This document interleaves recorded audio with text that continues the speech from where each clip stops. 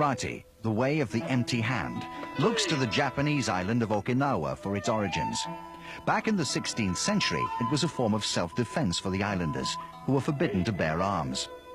The only martial art not banned by the occupying Americans following the Second World War, karate's popularity has since spread worldwide, mainly thanks to the films of Bruce Lee. This Grandmaster isn't on Okinawa, though. He's on another island on the other side of the world. Professor Don Jacobs of Trinidad has amassed black belts in 8 different disciplines, including karate, judo, and jiu-jitsu.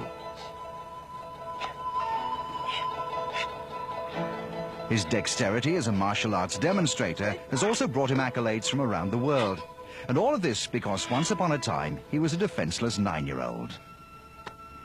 I didn't have the type of protection because I didn't have a bigger brother and sort of single parent moving around from parent to grandparent. I had to learn to either run or fight.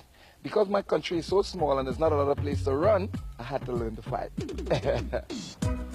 Trinidad's capital, Port of Spain, may have been a tough testing ground, but it provided Jacobs with invaluable experience and allowed him to hone his talents. Street wisdom has since been enhanced by business acumen. He already has 7 videos on the market and is currently writing his 8th book. It was his first, though, which helped him stumble upon some fascinating facts. If you go to the pyramid, you would find paintings and so on that would be able to confirm that martial arts came from there. You know, many parts of of Africa, you still have to do martial arts as a ritual in order to have the experience or go through rites to passage and so on and so on. I think the greatest study is the study of knowing the truth of who you are and knowing oneself. And I believe that people should do a lot of research and they would find out that martial arts, you know, traveled from Africa to India, to China, to Okinawa, to Japan, and now to the West.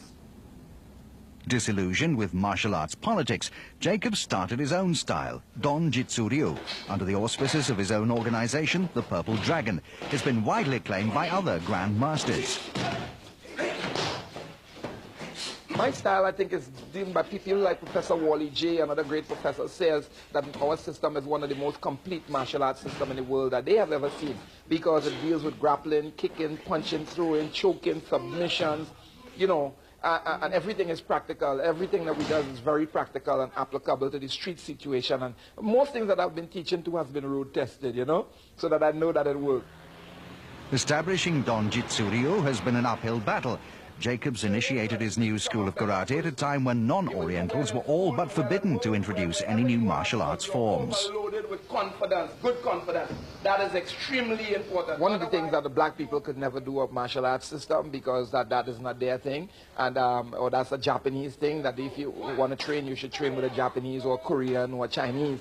As a matter of fact, a lot of the Orientals and a lot of the people who at first used to criticize this system actually now sending for me to come and teach. It is amazing how it turned around. From humble beginnings, Jacobs now has 21 clubs worldwide with almost 2,000 black belt instructors. He travels overseas each month to further extol the virtues of Don Jitsu-Ryu. One thing he'd like to do is to unite the 7 recognized forms of karate into one discipline, with one governing body, and so gain Olympic recognition. The Olympics will really help this sport. It will give a lot of young people opportunity. It will take a lot of people off the street. So from that point of view, I think it's good. Olympic karate is not self-defense. It's not going to help you to defend yourself in the streets, but it will really help a young man to get an opportunity to be known, to be respected as I am a champion, you know what I mean? And I like that about it. So I would like to see that the martial arts, karate, get together, form into one united body and go into the Olympics and other such games. With that in mind, Professor Jacobs and his Purple Dragon members are gearing up for the Martial Arts Olympics, which will be held at the same time as Sydney's Summer Games in the year 2000.